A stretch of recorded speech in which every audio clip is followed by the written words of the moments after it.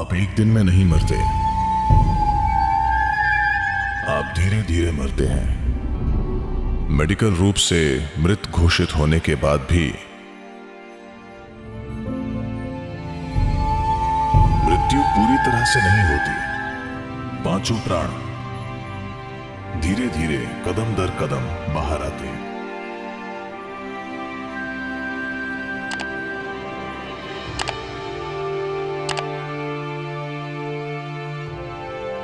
एक जीवन और एक भौतिक जीवन होता है। भौतिक जीवन की अभिव्यक्ति को देखें तो भौतिक जीवन ऊर्जा, जिसे आमतौर पर प्राण कहते हैं, उसकी 5 बुनियादी अभिव्यक्तियां हैं। 10 हैं पर उससे जटिल हो जाएगा। 5 बुनियादी अभिव्यक्तियां, इन्हें समान, प्राण, उड़ान, अपान और व्यान कहते हैं। मान लीजिए कोई डॉक्टर किसी व्यक्ति को देख रहा है और उसने एक निश्चित पल में घोषित कर दिया कि वो मर चुका है।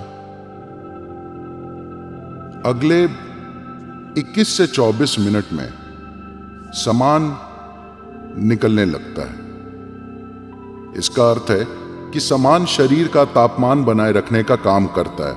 पहली चीज ये होने लगेगी कि शरीर ठंडा होने लगेगा। 48 से 64 मिनट के बीच प्राण निकलता है।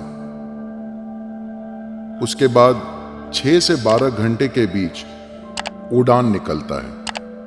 उड़ान निकलने से पहले तक ऐसी तांत्रिक प्रक्रियाएं हैं जिनसे शरीर को फिर से जिंदा किया जा सकता है, मगर उड़ान के निकल जाने के बाद एक बहुत छोटी संभावना होती है, पर वो एक अव्यवहारिक संभावना है। सिवाय उसके उड़ान के निकल जाने के बाद शरीर को फिर से जीवित करना असंभव है। अगली चीज है अपान। ये 8 से 18 घंटे के बीच निकल जाता है। व्यान, जो प्राण की संरक्षक प्रकृति है, उसके बाद निकलने लगता है। वो 11 से 14 दिन तक निकलता रह सकता है। अगर वो एक सामान्य मृत्यु हो तो, यानी अगर कोई अधिक आयु से मरा, जीवन के कमजोर होने से गया, ऐसे व्यक्ति के लिए 11 से 14 दिन तक शरीर में कुछ प्रक्रियाएं होंगी जिनसे पता चलता है कि जीवन का कोई तत्व बाकी है। जैसे नाखून बढ़ते हैं, चेहरे के बाल, इस तरह की चीजें देखी जा सकती हैं। अगर कोई दुर्घटना से मरा है, या दूसरे शब्दों में जीवन के जीवंत होते हुए वो मर गया, जरूरी नहीं कि शरीर पूरी तरह कुचल चुका है, शरीर बचा हुआ है, उस जीव के स्पंदन 48 से 90 दिनों तक रहेंगे। तो उस समय तक आप उस जीव के लिए कुछ चीजें कर सकते हैं। आप उस जीव के लिए क्या कर सकते हैं? देखिए, मृत्यु होने पर यह होता है, मृत्यु का आपका अनुभव यह है कि कोई चला गया, पर उस व्यक्ति का अनुभव यह है कि उसने शरीर छोड़ दिया है, और क्योंकि वो शरीर छोड़ चुका है, अब आप उससे जुड़ नहीं सकते, आप उसे पहचान नहीं सकते, और अगर वो वापस आ जाए तो आप डर जाएंगे। जिनसे आपको प्रेम है, अगर वो वापस आ जाएं तो भय होगा, प्रेम नहीं, क्योंकि आपका संबंध या तो उनके शरीर से है या उनके चेतन, मन और भावनाओं से। ये चीजें पीछे छूट गई हैं। शरीर पीछे छूट गया है और चेतन, बुद्धि और समझदार मन पीछे छूट गया है। अब मन के रूप में ये सिर्फ सूचना का एक ढेर है जिसकी अपनी प्रवृत्तियां हैं।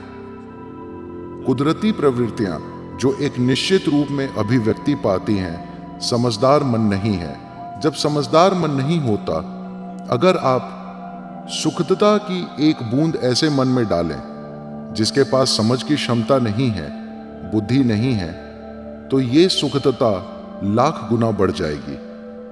अगर आप दुख की एक बूंद डाल दें तो वो दुख लाख गुना बढ़ जाएगा।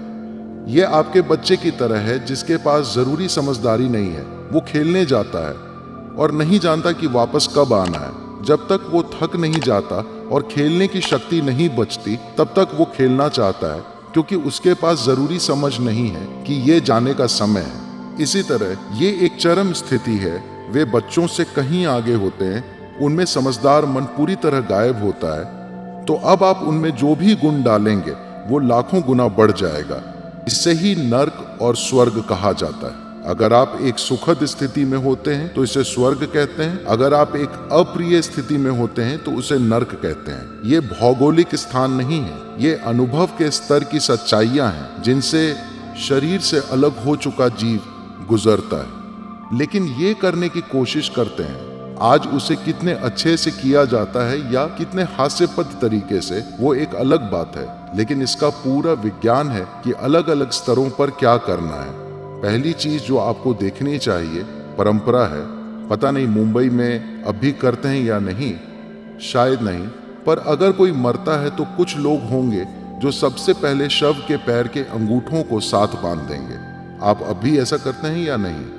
हाँ, ये बहुत महत्वपूर्ण है, क्योंकि पैर के अंगूठों को बांधना मूलाधार को एक तरह से कस देता है, जिससे वो जीव एक बार फिर शरीर में नहीं घुस सकता या घुसने की कोशिश नहीं कर सकता, क्योंकि वो जीव इस जागरूकता के साथ नहीं जिया है कि ये मैं नहीं हूं। उसने हमेशा ये विश्वास किया ये मैं हूं। हालांकि वो बाहर आ गया है, वो शरीर में मौजूद किसी भी छेद के जरिए घुसने की कोशिश करता है, खासकर मूलाधार से, क्योंकि वहीं जीवन पैदा होता है। और जब शरीर ठंडा होने लगता है तो इकलौती जगह जहां आखिर तक गर्माहट रहती है, वो आखिरी बिंदु हमेशा मूलाधार होता है। तो वो वापस जाने की कोशिश करता है। इससे बचने के लिए पहली चीज है पैर के अंगूठों को बांधना, ताकि ये कोशिश नहीं होगी, क्योंकि शरीर छोड़ने की प्रक्रिया के कई चरण होते हैं। पारंपरिक रूप से हमेशा ये कहा जाता है कि किसी के मरने के 1.5 घंटे या अधिक से अधिक 4 घंटे के अंदर शरीर को जला देना चाहिए, क्योंकि ये कोशिश चलती रहती है। जीवित लोगों के लिए भी ये सच है। अगर आपका कोई बहुत प्रिय मर गया है, आप जानते हैं कि वो मर गया है, मगर आपका मन चालने चलने लगता है। शायद वो अभी उठकर बैठ जाए, शायद कोई चमत्कार हो जाए, शायद भगवान आकर अभी कुछ अच्छा कर दें। किसी के साथ कभी ऐसा नहीं हुआ है, मगर फिर भी मन ये खेल खेलता है, क्योंकि उस व्यक्ति के लिए हमारी भावनाएं हैं। और यही उस जीव के लिए भी सच है जो शरीर से निकला है। वो भी मानता है कि वो अब भी शरीर में वापस जा सकता है।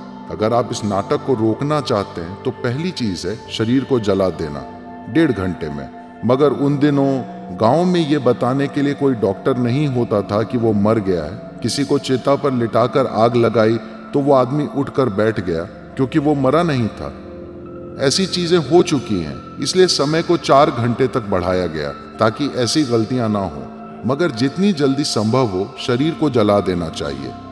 कृषि समुदायों के लोग दफनाने का फैसला करते थे, क्योंकि वे अपने पूर्वजों और उनके शरीरों को उस मिट्टी में वापस डाल देना चाहते थे जो उन्हें भोजन देती थी। आपको समझना चाहिए कि हम जिंदा रहने के लिए खेती करते थे। उस जमीन से हमें भोजन मिलता था। उस जमीन के एक अंश को ही हमने इस शरीर के रूप में धारण किया है। तो वे इस मिट्टी को उसी मिट्टी में वापस डालना चाहते थे, कहीं और नहीं। आप हमेशा उसे अपनी ही जमीन में दफनाते थे, कभी किसी और की जमीन में नहीं, क्योंकि इसी जमीन से आपको भोजन मिलता था। आज आप हर चीज स्टोर से खरीद कर खाते हैं। आप नहीं जानते कि वो कहाँ से आ रही है, इसलिए अब दफनाना कोई अच्छी चीज नहीं है। उस समय एक निश्चित प्रक्रिया होती थी और उसे जल्द से जल्द करने के लिए हमेशा नमक और हल्दी डाला जाता था, ताकि वो तेजी से मिट्टी में मिल जाए। मगर शव को जलाना एक अच्छी चीज है, क्योंकि उससे बात खत्म हो जाती है। आप देखेंगे कि जब परिवार में कोई मृत्यु होती है, लोग रो पीट रहे होते हैं और तरह तरह की चीजें करते हैं। जैसे ही शव जलाया जाता है, लोग घर वापस जाते हैं, सब कुछ शांत होता है।